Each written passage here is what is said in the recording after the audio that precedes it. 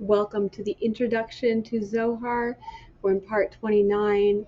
We've been learning about how God makes sure that within the body, extra care and attention is given to those whom society may tend to deem less important, so that even in the eyes of people down here, everyone is treated as equals. So, like, the convert might seem to be lesser than Israel, and that would be like the worst thing to do.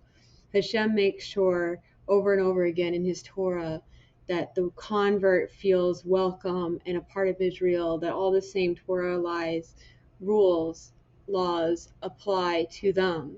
And so now the ninth precept is to show mercy to the needy and supply them with food. As it is written, let us make man in our image after our likeness.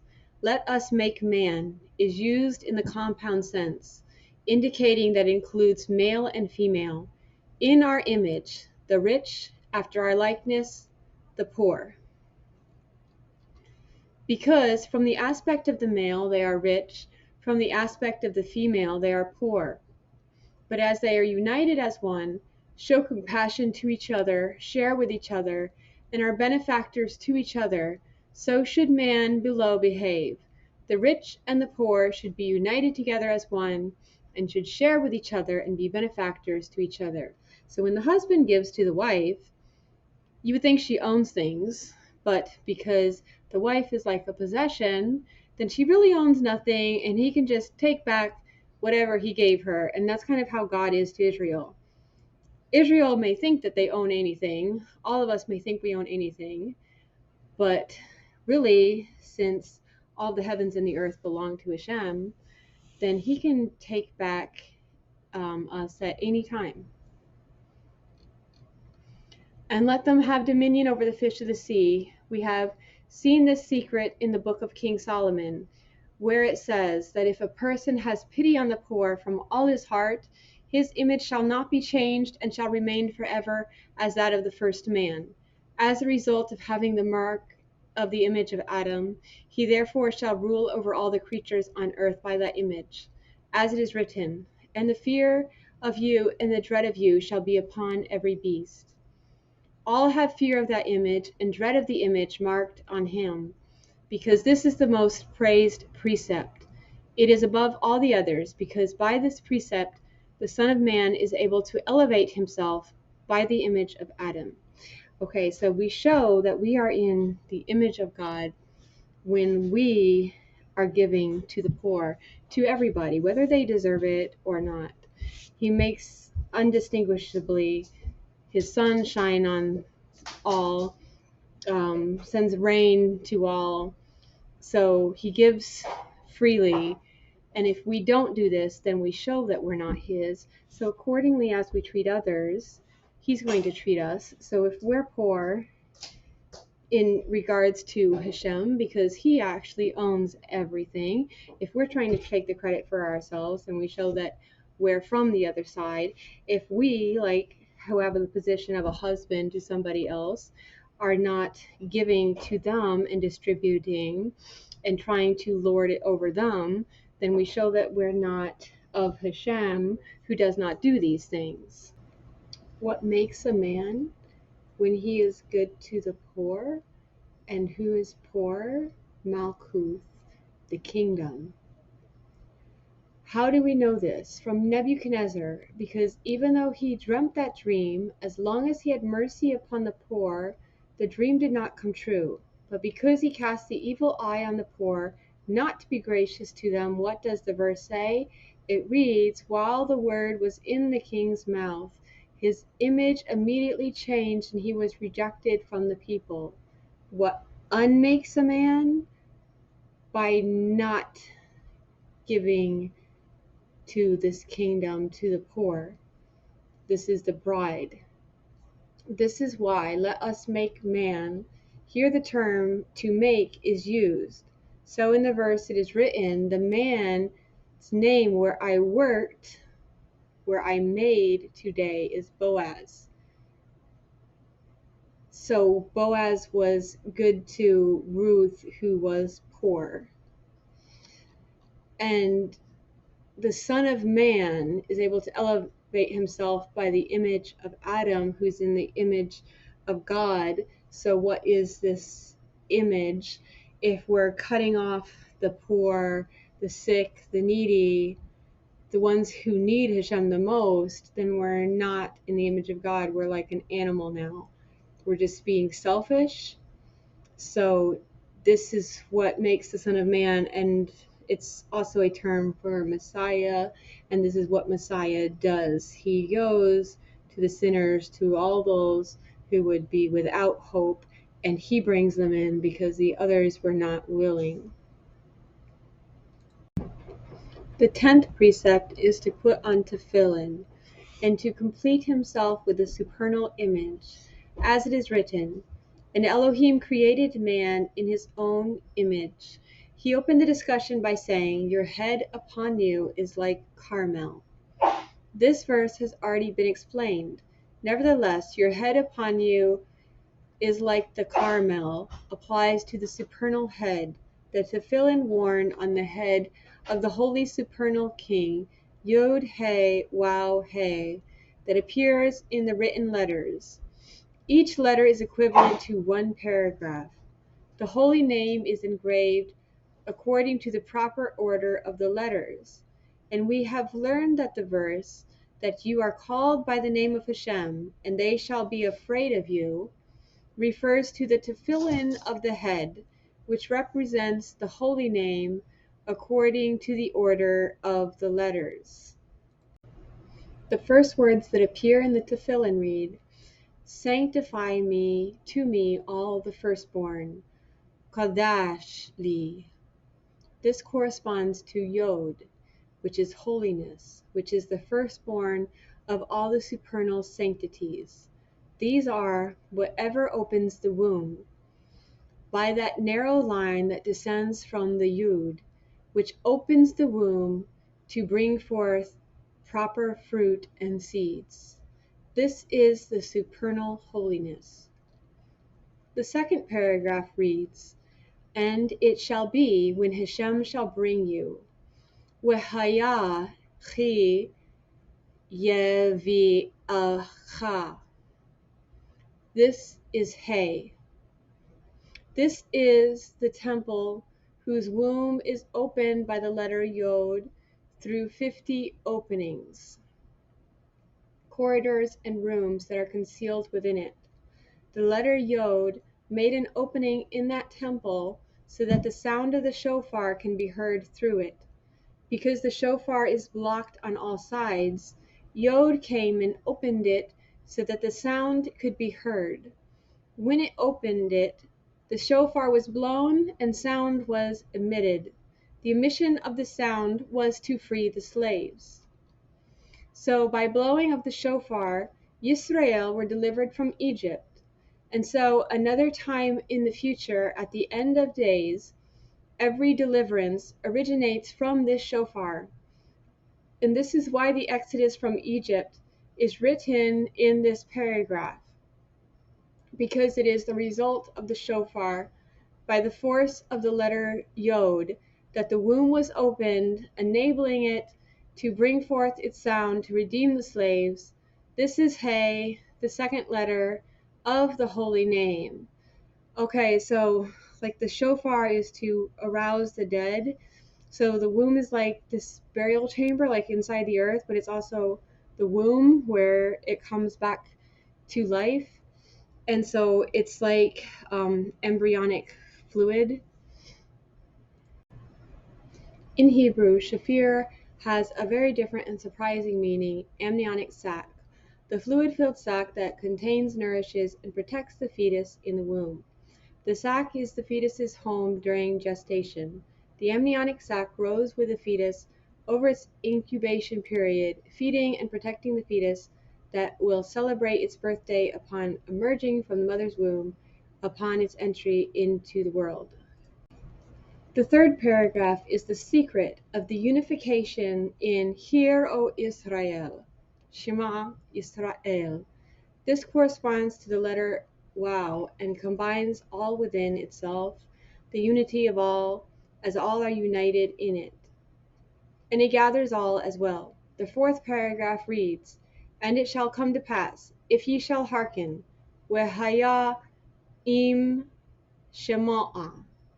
This includes two aspects, Chesed and Gevurah, combined together because the congregation of Israel, which is the lower Gevurah, is united with them. And this is the last He, which gathers all the others together and includes them all. The tefillin are actually the letters of the holy name. Therefore, your head upon you is like Carmel, the tefillin of the head, and the hair, Daleth, from Dalah, poor, of your head, refers to the tefillin of the hand, as she is poor in comparison to above. Thus she achieves perfection as above. A king is caught in its tresses, is that he is tied down and tightly held in those compartments for the purpose of being properly united with that holy name. Therefore, whoever puts them on receives the image of Elohim. Because just as Elohim is united with the holy name, so does the person who puts them on become united with the holy name accordingly. Male and female, he created them. The tefillin of the head and the tefillin of the hand, all is one, the same. First, we have the firstborn that is given to Hashem. This is the Yud. It's the one that opens the womb. Then we have the temple, which is the womb, which is a He, the letter He. And then we have the third paragraph, which is a Vav, which is the one who connects heaven with earth. This is very messianic, and it's interesting that what goes with this is that God is one. Hear, O Israel. Not just here, but the entire phrase is that Hashem is one. So to understand his unity is not that he is completely separate from creation and stands alone, but to accept how he can be without any limit, and that he himself can come and deliver us in any way he sees fit. So then the fourth part is, if you will hearken, and this is like when Messiah says, go and tell the rest of the world, that then the job becomes for this kingdom, for those now joined, to go and gather everybody else to this kingdom. The 11th precept is to give a tithe of the land's product. Here we have two precepts. One is to give a tithe of the land's product, and the other is to bring the first fruits of the trees. As it is written, Behold, I have given you every herb yielding seed, which is upon the face of all the earth. Here it is written, I have given you. Elsewhere it is written, And to the children of Levi, Behold, I have given you all the tithe in Israel. In the third place, it is further written, And all the tithe of the land, whether of the seed of the land or of the fruit of the tree, is to Hashem. And it's really interesting. One thing that came to my mind was how the fruits also become circumcised. Like in the 4th year, I think, of their life, they become circumcised. So it's like we almost cause all of creation, perhaps, by bringing this tithe, this tenth, to Hashem first, then the rest of the batch is also his as well. It just hasn't appeared before him.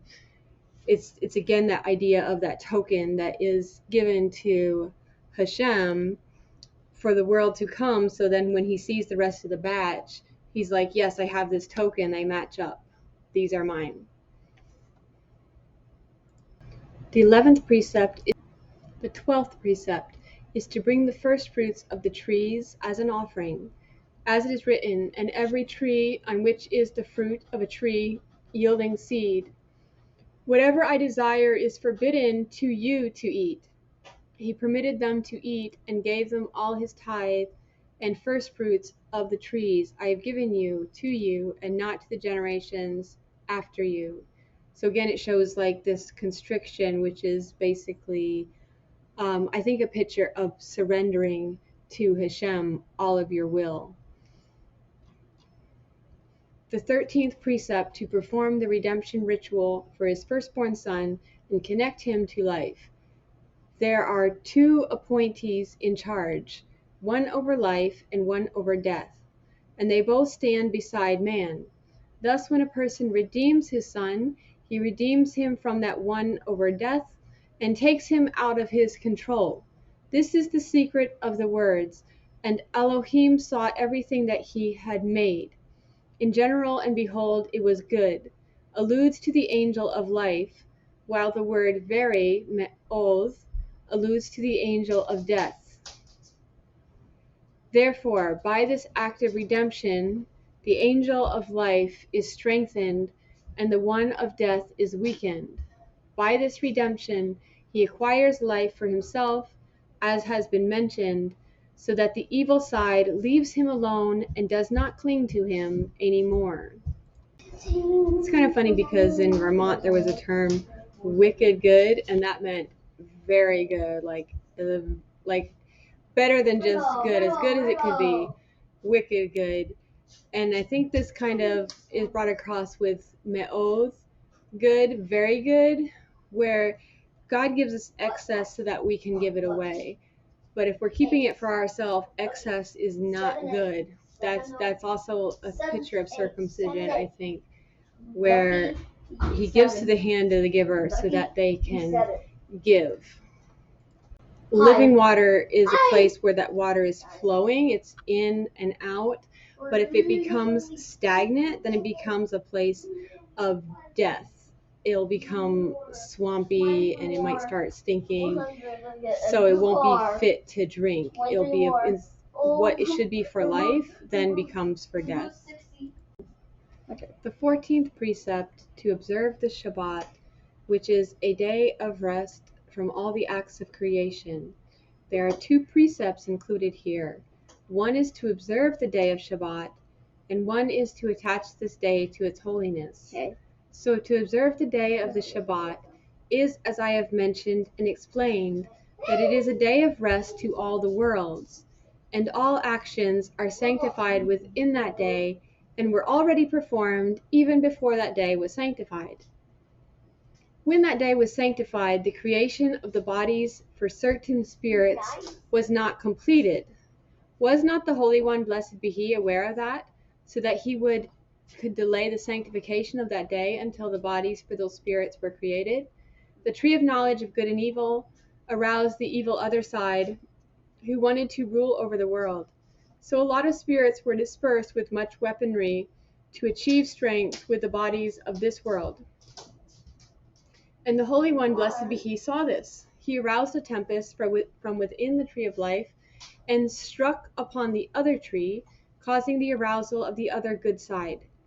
Consequently, the day was sanctified, because the creation of the bodies and the arousal of the spirits on that night comes from the good side and not from the other side.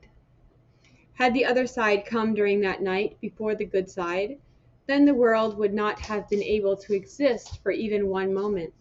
So the Holy One, blessed be He, provided the remedy in advance. The sanctification of the day jumped up and stood before Him. Thus the good side appeared before the other side appeared, and the world was established. So instead of the other side becoming strong and establishing itself in the world as it planned, the good side was established and grew strong on that night by the construction of holy bodies and the forming of holy spirits from that side.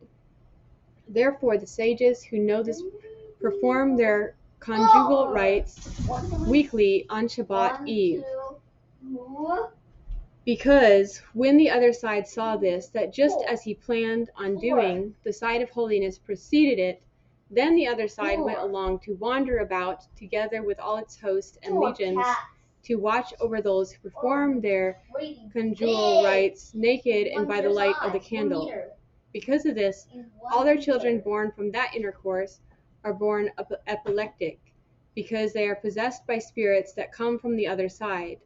And these are the naked spirits of the wicked that are called demons. these are pursued and killed by Lilith. So because the day was sanctified and holiness ruled over the world, the other side makes itself small and hides during every Shabbat Eve and during every Shabbat day. Only Asaman and his group do not hide, but go around floating above the candlelight secretly in order to observe the indecent intercourse. And after that, they go and hide inside the cave of the great abyss. As soon as Shabbat is over, many hosts and legions roam about in the world. This is why the hymn against calamities was composed, to prevent them from ruling over the holy nation. Where do they roam to on that night? When they come out in haste and think that they are about to rule over the world and overcome the holy nation, they see them standing in prayer and reciting this hymn, saying the Havdalah during the prayers, and then performing the Havdalah with the cup. Then they fly from there and go roaming until they reach the desert. May the merciful one save us from them and from the evil side. Our rabbis of blessed memory said, there are three kinds of people who bring bad things on themselves. The first is he who curses himself. The second is he who throws away bread or breadcrumbs as big as an olive. And the third is he who lights the candle when the Shabbat is over before Yisrael reach the recital of sanctification, which is during Ve'atah Kadosh, because with that fire he lights the flames of Gehenna before its time. There is a special place in Gehenna for those who profane the Shabbat. Those who are punished in Gehenna curse the person who lit the candle before its time. And they say to him, behold, Hashem will thrust you about with a mighty throw, and he will seize you firmly. He will violently roll and toss you like a ball into a large country. It is not proper for him to light the candle as Shabbat is not over before Yisrael recite the prayer of Havdalah and say the benediction over the cup of wine. For until that time it is still Shabbat, and the sanctity of the Shabbat still rests upon it. So after the benediction over the cup is performed, all those hosts and legions that govern the weekdays return to their positions, each one according to the appointed service for which he is responsible. Because as soon as the Shabbat begins and the day is sanctified, holiness is aroused and governs the world. Worldliness is removed from its rule. Only when Shabbat is over do they regain their position again. But although Shabbat is over, they do not regain their positions until that moment when Yisrael in the land of Yisrael say, blessed are you, Hashem, who separates the holy from the secular. Then the holiness is removed, and all the hosts that govern the weekdays are aroused and return to their positions, each one according to its post for which it is responsible. Nevertheless, they do not receive control until the flames of the candle are lit. All these flames are called the lights of fire because they all come from the secret behind the column of fire and the element of fire, and they take charge over the lower world. All this happens if a person lights the candle before Yisrael have finished the recital of the sanctification. And if he waits until they complete the sanctification, all those wicked people who are in Gehenna acknowledge the justice brought upon them by the Holy One, blessed be he, and they confirm the blessings that are recited by the congregation and bring them upon him. Therefore Hashem gives you of the dew of heaven, and blessed shall you be in the field. Blessed is he who considers the poor, Hashem will deliver him in the day of evil. As it should have been written in the day of evil, masculine adjective, so why does it say in the day of evil a feminine adjective? This refers to the day when that evil, feminine, is in power and wants to take his soul away from him. Blessed is he who considers the poor. The words the poor alludes to a very ill person. That considers alludes to how to cure him from his sins as he stands before the Holy One, blessed be he. Another meaning is that this is the day when judgment prevails and is about to dominate the world, and he considers to be saved from it. As it has been written, Hashem will deliver him in the day of evil, so too the day when judgment is passed over to the evil in order to control the world. The end. Shabbat is a feminine word, and so it was saying that the evil forces could have easily overpowered if Hashem had not sanctified it. So in context, we're learning how we can sanctify the day. And going back to previous examples, what makes a man is that he's good to the poor. And so as part of that sanctification, I think they give like a little coin into a coin box when they're doing that service. But the end of Ephesians refers to that evil day, like the specific evil day of maybe the day of Hashem, which is basically the seventh day, that 1,000 year period, the start of it. But it's a day when wrath is poured out on Israel first and then on the rest of the world. And so to be good to the poor could involve going and rescuing that sinner, showing mercy on them, because God has chosen you to intervene on their behalf. You are like the intermediary. Messiah has sent you to go to them. And if we're not good to the poor, then he's just going to unleash judgment on all. It's not about saving your physical body. It's about, through fear, through love, being willing to die, and it's your soul that is delivered in that day. So just like Messiah died for the sins of the whole world, to forgive the whole world, clear their debt, there is a Yom Kippur coming where debts should be canceled. But it's at the same time, I believe, the death of these two witnesses, and it's these 10 high holy days where he's telling the specific church, you'll have tribulation 10 days. These are the souls that are under the altar, I believe. So to be willing to give your life for the sake of the world. So this is love that is forgiving, not judging people according to what they deserve, but being good to all in this time of their distress, in time of their great need. There was once a rich man who knew that he had not been faithful with what his master had entrusted him with, and he'd never be able to pay that back to his master. And so what he did is that, so that he would at least have friends after his master kicked him out, then he cut down the debts of those that owed him anything and forgave them the rest that they were unable to pay. And so in turn, the master did the same to him and forgave him his great debt. Okay, so this has concluded our introduction to Zohar. Thanks, as always, for joining me on this study, and I pray that you are blessed.